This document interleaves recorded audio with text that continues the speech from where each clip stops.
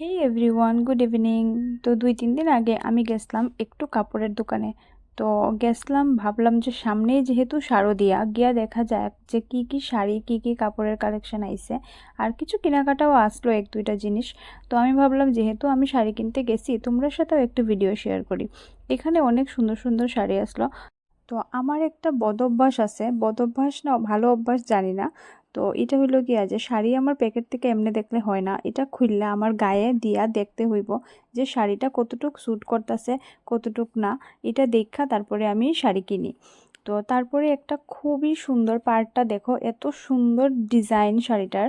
আর অনেক ভারী আসলো, এটা একটা বেনারসি শাড়ি আসলো, যেটা আমার খুব বেশি ভালো লাগছে, রানী কালারের। তো এটা আমি নিছি না, কারণ আমি ভাবলাম যেহেতু খুব বেশি বৃষ্টি, আমি সব দোকান দেখতে পারছি না, মানে একটা দোকানেই দেখছি। তো একটা দোকানে দেখেই কিনতাম, আমার ভালো লাগে না, অ্যাটলিস্ট 1-2টা দোকানে যাচাই করে তারপরে কেনা দরকার।